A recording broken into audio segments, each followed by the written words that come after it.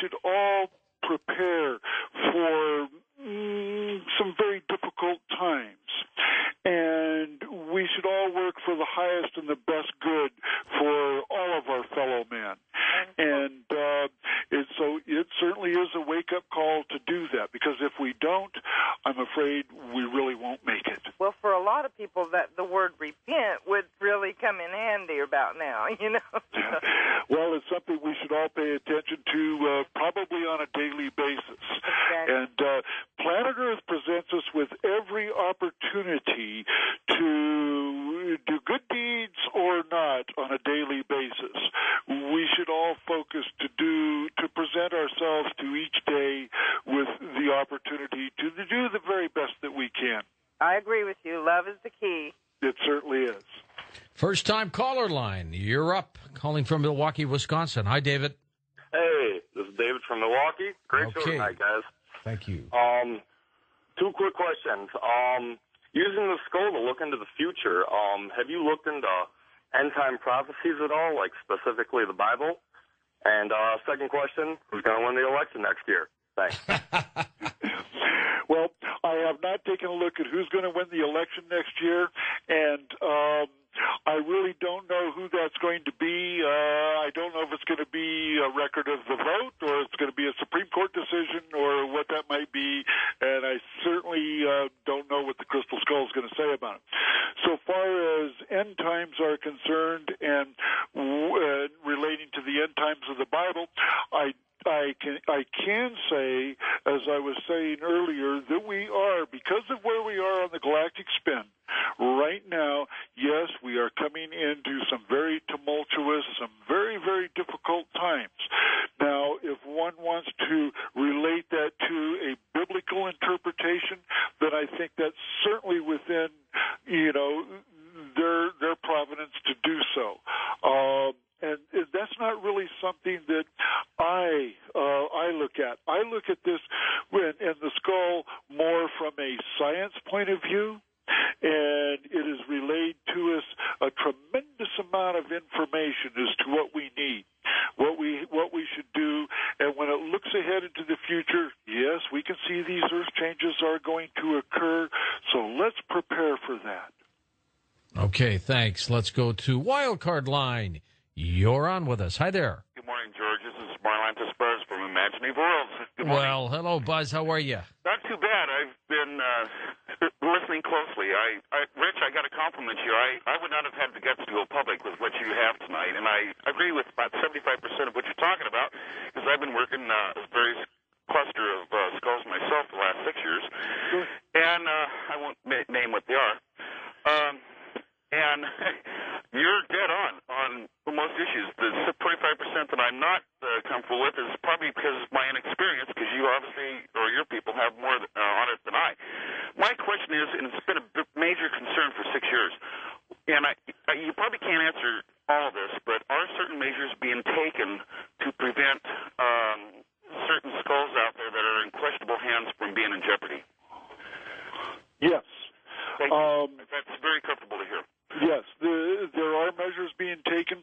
You see, the skulls, they were under the protection of some indigenous peoples for a very long time.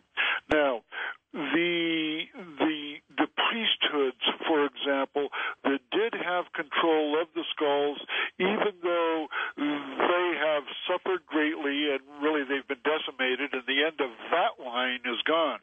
There are those that have these skulls in a very protective environment, and there are those of us that work very diligently every day to see that they remain in a protective environment and that they don't pass into the hands of those that, let's say, might wish to misuse or abuse what is there.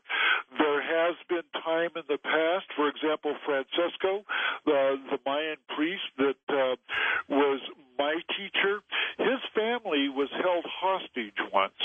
And when his family was held hostage, like I would say, it was for $50,000 or the skull. Now, he did not capitulate. There have been those that have tried to perpetrate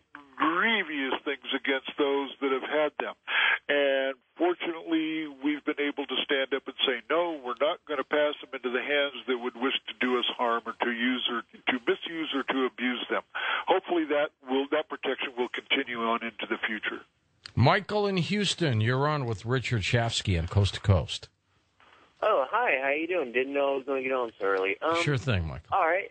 Thanks a lot for having me, George Norrie. Appreciate it. Big fan of yours. Absolutely. Anyway, the question I had for your guest is this: given the current political climate right now, what do you think it's going to take for? I'm guessing since we're getting toward 2012, and with this election coming up, do you think any of these candidates that we have right now would have the brass, so to speak, to finally come out and recognize aliens as valid? When are we going to finally have a full disclosure of other life from other planets? Well, I don't know that we'll ever have a political recognition. Rather than waiting for a politician to recognize extraterrestrial presence, I think all we have to do is really look up. Now, we can look at the work that Dr. Greer is doing, for example. We do have the Disclosure Project, which is subscribed to by some very, very high luminaries in the realm of science, in the realm of politics, and I think it's incumbent upon us as individuals to recognize what we see as being real. If we have to wait for the politicians, I think it's going to be a very long wait. Yeah, absolutely. It just kind of frightens me because I'm really I'm looking forward to this. I'm actually looking forward to 2012 just to see what happens, whether it's good or bad. Well, tonight we've had the opportunity to go quantum, for example, and we've been able to convey a message of the extraterrestrials, the message of assistance from a quantum tool in our galaxy. We're participating tonight with other star systems, so it's really pretty magnificent when we have the millions of people that are listening to this show that are participating in this extraterrestrial communication at this very, very moment. And you know what? We didn't have to ask a politician's permission to do so. Thanks to the work of the night, I would like to refer to George as the night light of the night out there. We are able to communicate to others in our galactic community on this broadcast at this very moment. And you know what? Our system has given us the freedom to be able to do so. We should all give a salute, and let's protect this system that allows us to go out as we are right now. When you said, well, you need to watch out for the reptilians, yes. Are they also perhaps in battle with the good ETs? Oh, you bet they're in battle with them. And they're losing, okay? The reptilians are not winning. There are off-planet struggles taking place right now that are huge, using weaponry that is beyond our capabilities right now. And that struggle is going on. Who's winning? I'm telling you, the good guys are. It's about time. Yeah, and there are those also on the other side of the Order of the Jaguar, the Order of the Eagle, and I would like to thank them for joining us tonight and getting this message out. Remember, they are in battle too, and they are right there with our archangels. So we have in all dimensions, the physical, the non-physical, the ones from the lineage that was protecting the skulls, the ETs. Yes, we're engaged out there right now, and I say we, and if we all give our support to the highest good, that battle will continue to be won by those that are in the light.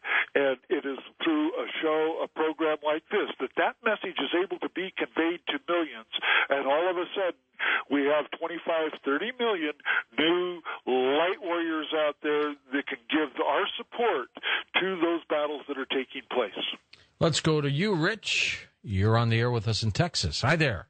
Hey, good morning, George and Richard. This is Richard. I'm a truck driver from Ben Wheeler, Texas. Okay, sir. Thanks, Richard. Hey.